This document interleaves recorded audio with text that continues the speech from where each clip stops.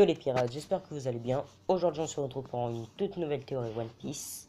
J'espère qu'elle va vous faire plaisir. N'hésitez pas à mettre des pouces bleus si vous aimez. Abonnez-vous si c'est pas fait.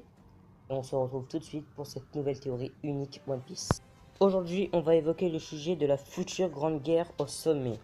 Car moi je pense qu'il y aura une nouvelle grande guerre. Comme la guerre de Marineford. Mais cette fois dans le nouveau QG de Marineford. Le Marineford 2.0 on parle de ça.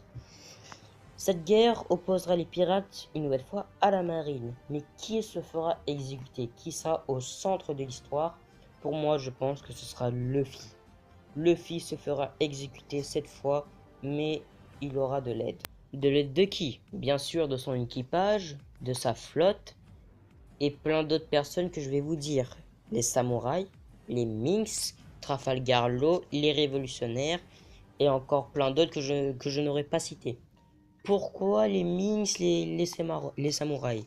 Pour moi, je pense que Luffy va se faire capturer juste après la guerre contre Kaido, car il sera trop affaibli après sa bataille et se fera capturer par un vice-amiral de la marine ou un amiral. Se fera emmener jusqu'au QG de la marine et se fera exécuter. Pour cela, tout l'équipage et la flotte vont ramener des alliés. Les Minks, les samouraïs, comme je vous les ai dit, etc. Les révolutionnaires, eux, vont venir car Dragon est le père de Luffy et Sabo est son frère spirituel. Ils viendront certainement l'aider, ce qui impliquerait une grande guerre au sommet. Pour la marine, je pense que la marine sera présente éventuellement, les trois amiraux de la marine, Akainu, les grosses têtes de la marine, les vice-amiraux, etc. Mais aussi les pacifistas et les 7 grands corsaires.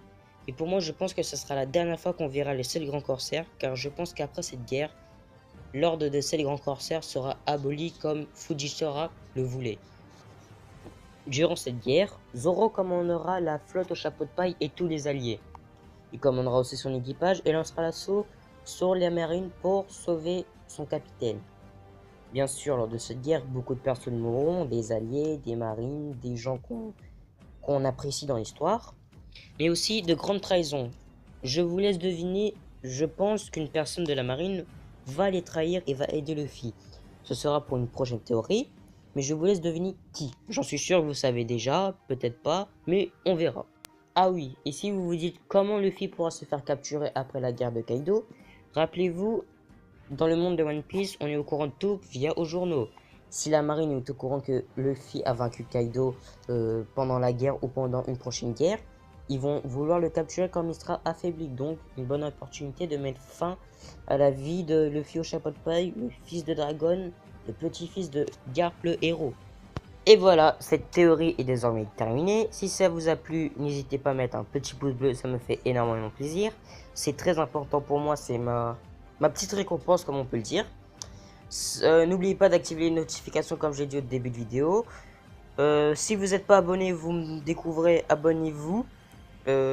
Ça vaut le coup, mais si vous voulez pas, c'est votre problème. On se dit à la prochaine. Allez, ciao les pirates!